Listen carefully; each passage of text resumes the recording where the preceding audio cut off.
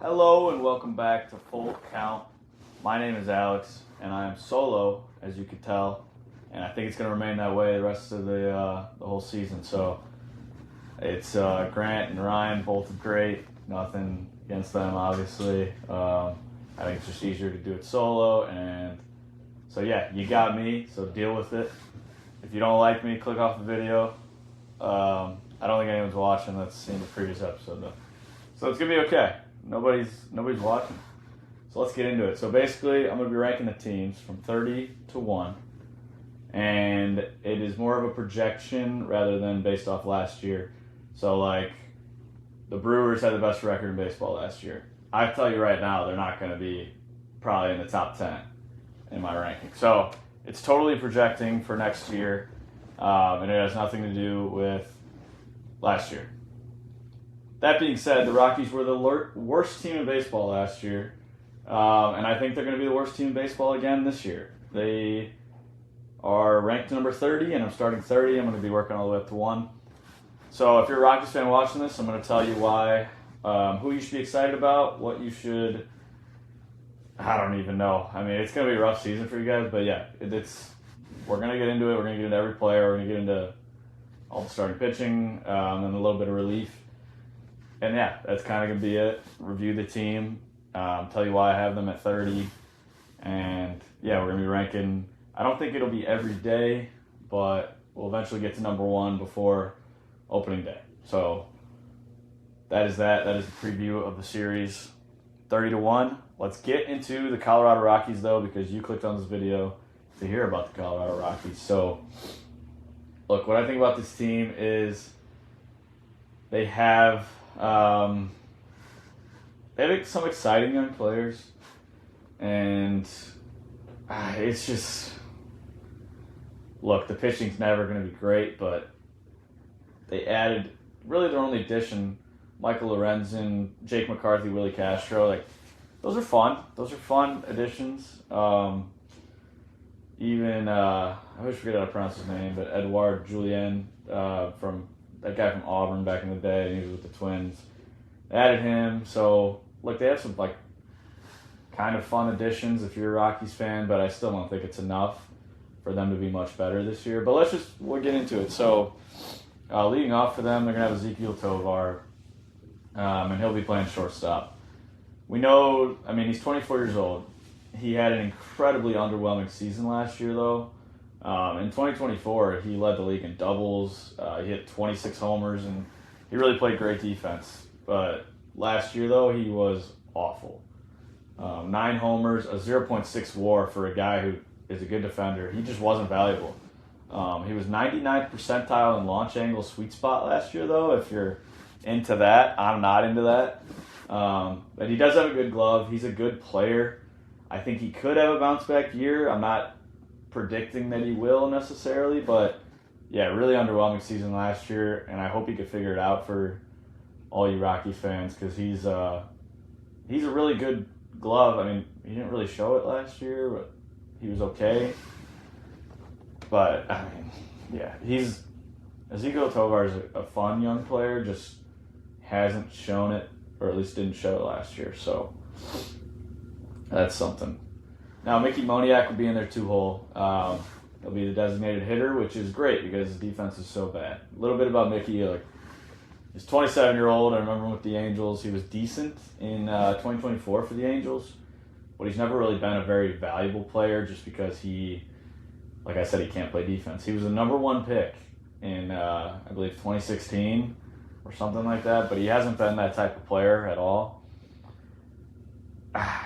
Now, I've hated on him a lot so far, and I'm just going to flat out say I actually like him for this upcoming season, just because he's playing DH, and WAR doesn't matter at DH. Like, he's a negative WAR player, we know that, but that's because he's been such a bad defender. And, I mean, he's not like a great hitter, but he has it in him. Worst fielder ever, like I said, but that doesn't matter. He was a negative WAR player last year. Doesn't matter. Throw it all out the window. This is what he did last year. He hit 24 homers, and he had an 824 OPS with a 270 batting average. I mean, that's all fun. He's also fast, so maybe he'll learn to steal some bags this year. Those things excite me. 24 homers excites me. 824 OPS excites me. 270 batting average excites me. Those are all numbers of a really good player.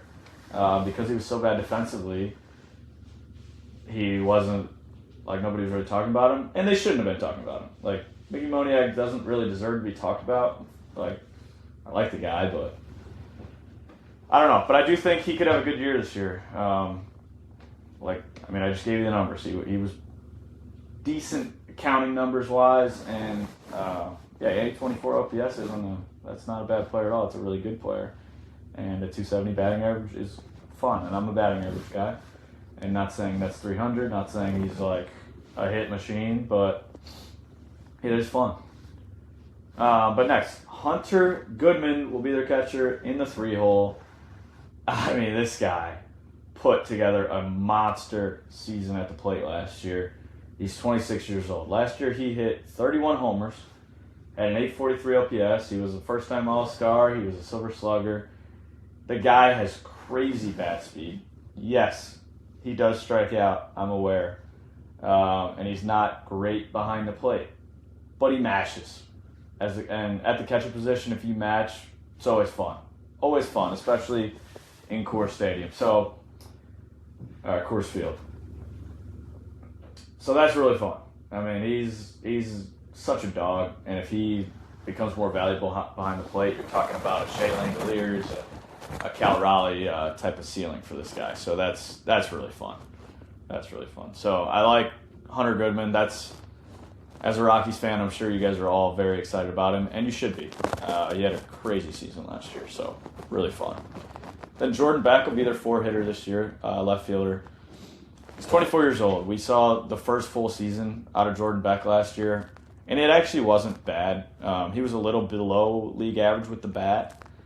He had 16 homers. He stole 19 bags, which is kind of fun. 258 batting average. Like, he's all right. He didn't grade out too well in the field, but he's definitely fast, and he should be able to figure it out, I think. In the 4-hole, I don't know. Like, that's not really exciting. But they're not working with much, so I guess if I was constructing this lineup, I'd maybe have him in the 5 or something. I really don't know. He's not what you want in your 4-hole hitter, but he does have some upside. Like I said last year, 19 bags is kind of fun. So Jordan Beck's not a terrible player, but he's not a 4-hole hitter on any contending team. That's just the reality. And then first baseman Troy Johnston is projected to be in the 5-hole. By the way, I'm using Fangraphs projections. Whatever they have as the lineup is what I'm rocking with. So Troy Johnston was a 28-year-old. In 44 games last year, he was decent. He was a little above league average hitting. He had a 277 batting average with 330 on base. Strikes out a bit much. And the expected numbers really did not like him last year.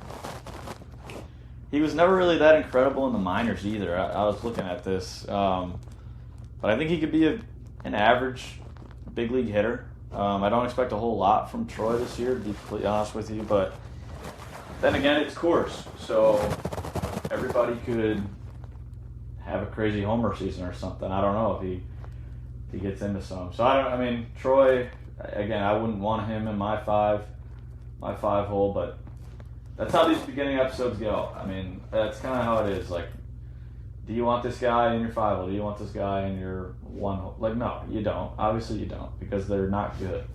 So it's tough. I just don't expect a lot from Troy this year.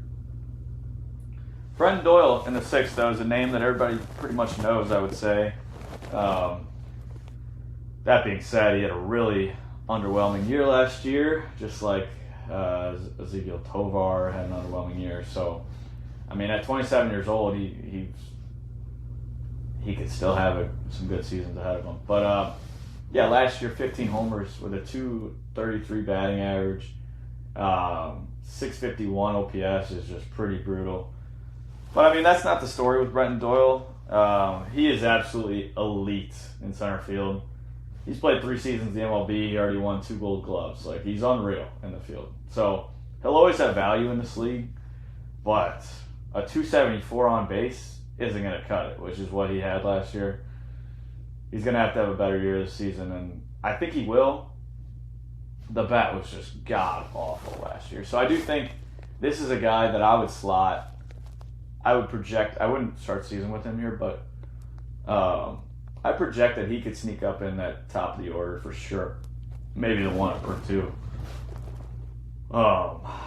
Maybe take Jordan Beck's spot. I'm just not really that big on Jordan Beck, but yeah, maybe Brenton Doyle in the 5. Move Troy down. I mean, whatever they throw out there. So Brenton Doyle, he's been good in the past. He's valuable because of his defense. So I like Brenton Doyle's center field position. Do I want him on my 6 hole? I do not. No, I don't. In the 7, third base, Willie Castro. He's a 28-year-old. He played for my Cubbies a bit last year, and he was god-awful, let me tell you. But he has had a pretty decent career, and by decent, I'm being pretty nice. But he has been an all-star, and he had a year with 33 stolen bases back in, I believe it was 23. So, yeah, last year was pretty atrocious, though. 226 batting average with a 679 OPS. I will say this. He was much better in Minnesota than he was in Chicago. And he is a switch hitter, which is always nice to have. It's valuable. He graded out pretty awfully in the field last year, which isn't typically the case for him, I'd say. Maybe it's the age, but I'm not sure. He has been, he's graded out well in the past. Like, I mean, maybe that was back in 23 when he had a good year. So I'm not sure, but Willie Castro, really rough year last year, but I actually do like the pickup for Colorado. He's a guy that brings a lot of versatility. And yeah, I think he could put together a good offensive season there in Colorado, honestly. So he's one of the guys I'd say look forward to some Willie Castro baseball. Also an exciting player. I love what he does with his eye black. He does like multicolor eye black, and it doesn't work for many people, but it works for Willie Castro. So I do like Willie Castro. He just really bad year last year. This is my favorite pickup for the Rockies. Right fielder Jake McCarthy. They have him projected in the 8 hole. I think that's going to change fast. I think he's so good, but we'll get into that. So he's 28 years old. He is so fast. Like, he's so fast. He only played 67 games last year. He brought negative value to the table. He has had some solid moments in Arizona, though. I thought he was going to be a part of that solid young core back when they made the World Series in 23 in Arizona. I'm such a Jake McCarthy fan. Like, I think the new scenery in Colorado is going to do him well. He doesn't strike out. He doesn't whiff. I like him to have the breakout season this year for them. I think he could really be like middle of the order guy for the Rockies, maybe 5 hole. Like I said, he's so fast. Maybe even leadoff. I mean, the guy, he's one of those guys, doesn't strike out, doesn't whiff. He's, doesn't miss the baseball. And he's fast. So maybe they'll get working with him in spring, teach him how to steal some bags. Because he hasn't really stolen many, but he's like incredibly fast. I'm not making this up. He's really fast. So I like Jake McCarthy a lot, and I think he has a good feet. It's not much of a future. He's 28 already, but I mean, I'm not saying that's old, but he's. I think he can put a good year, maybe career year here in Colorado. He'll be playing every day, so I like it a lot for them, and I think they got a good value. In the 9 hole, second baseman, Edouard Julien. Now, I'm probably saying that wrong, I'm not going to lie. Edouard, he's got it's a funky way of spelling it. But I remember him at Auburn. Guy's a dog. Had a really good rookie season for the Twins back in 2023. Like, he was an absolute stud. He was a 130 OPS plus guy. The last 2 years, he's been a negative WAR player, though. Like, and you can't put it any other way. He's been a negative WAR player.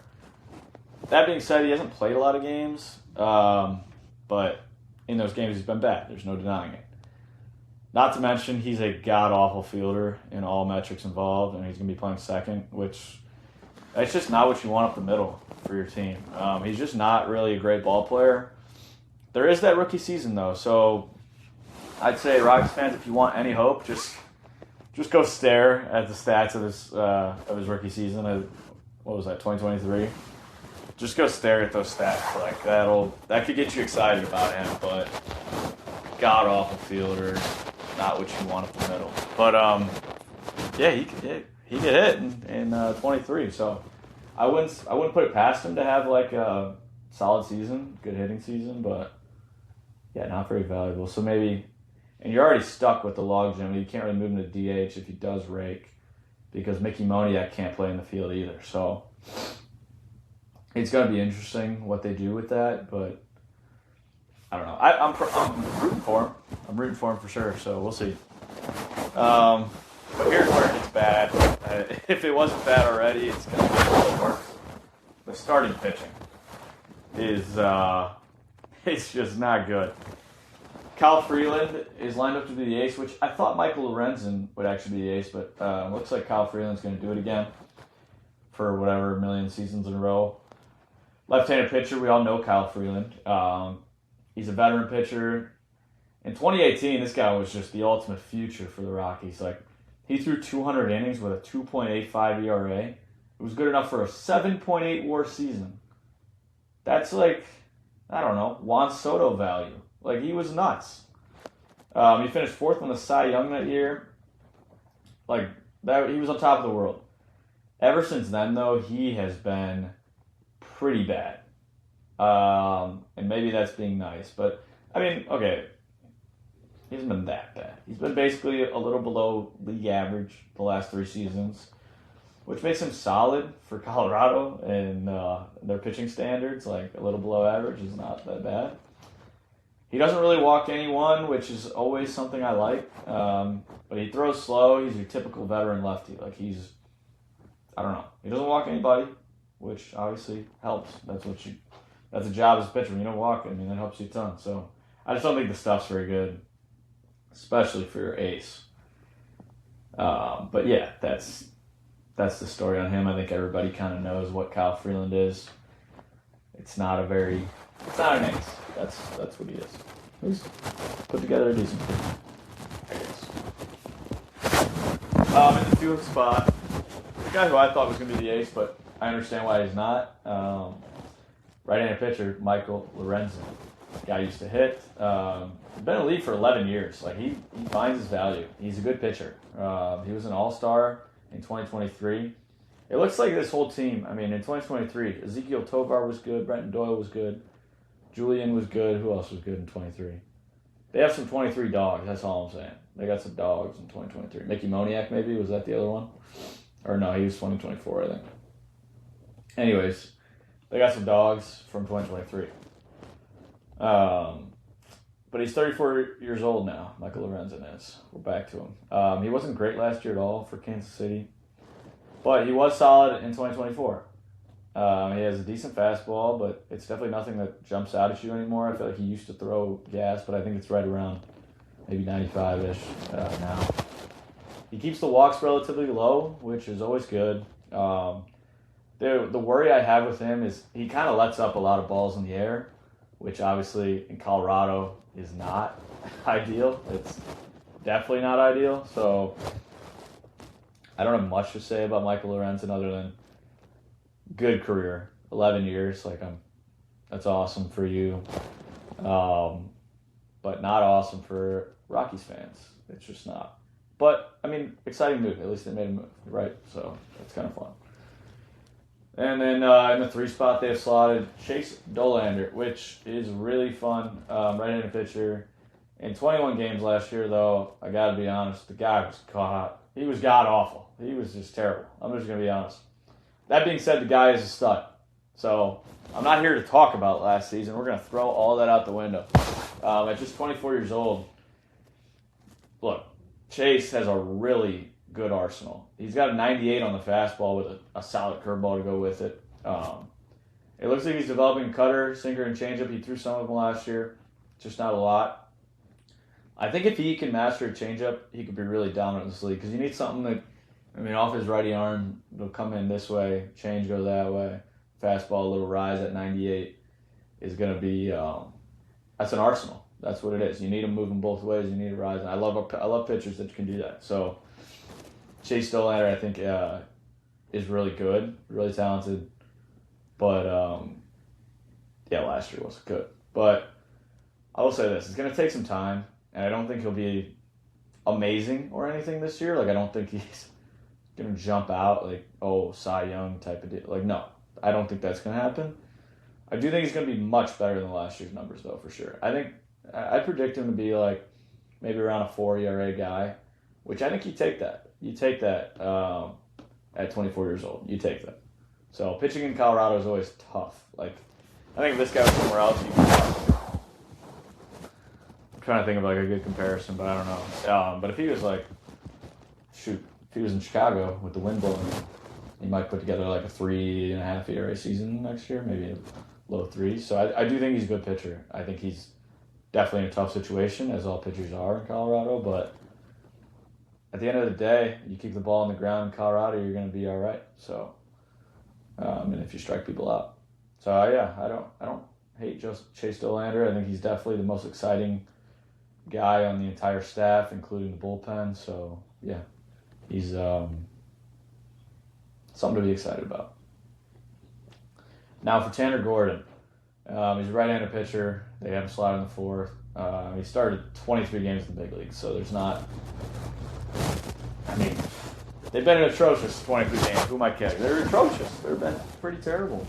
And he's pretty terrible at everything. He throws slow, lets up a lot of barrels. He doesn't get any whiffs, doesn't get strikeouts. He's just not very good, but I'm sure they have something they're going to be working on with him. If they got him projected in the 4, I'm sure they see something in Tanner Gordon that I obviously don't.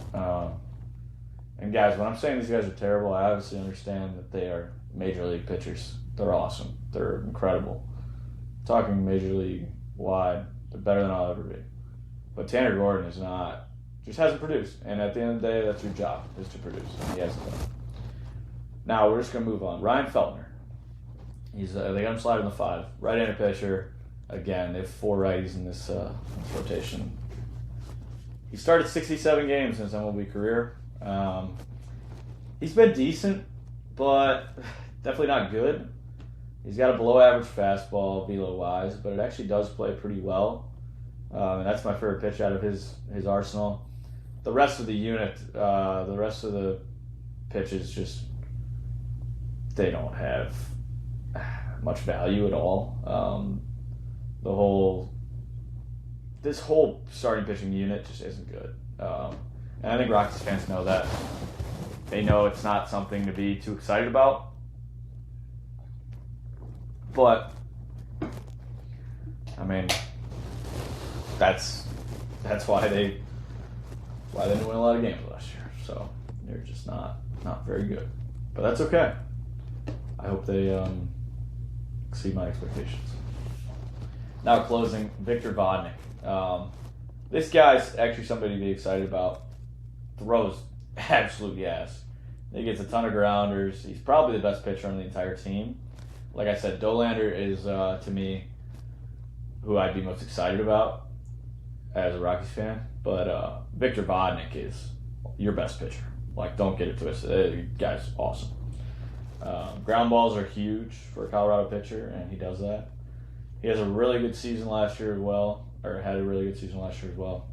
He's a good pitcher. Victor Vodnik's really good. I don't really have anybody else to touch on in that bullpen. I believe they do have... Oh, what's his name? I don't know. I know I could look it up in a second. But they have somebody else I was excited about. But the Junkyard Bulldog, I'm blank. Keegan Thompson. And his total comes biased, but I like Keegan Thompson. When he was a Cub, I was kind of mad when he was gone. He hasn't been great in his MLB career, but he's shown flashes that he's got the stuff. And he is he got the nickname Junkyard Bulldog for a reason. Like, the guy, he's kind of just an animal, and he's fun to watch because he just shows it out there. Like, he shows his emotion. I like a pitcher that shows his emotion. So the over-under for the Rockies sits at 54.5.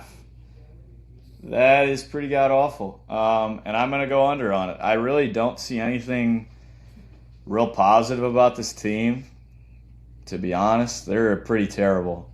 And I'm not even trying to be rude here. They're just god awful. They're really bad. I think Victor Vodnik's your best pitcher, and I don't think any MLB fan could even know who. I don't think any MLB fan knows who Victor Vodnik is unless they're really into the Rockies. So that tells you all you need to know.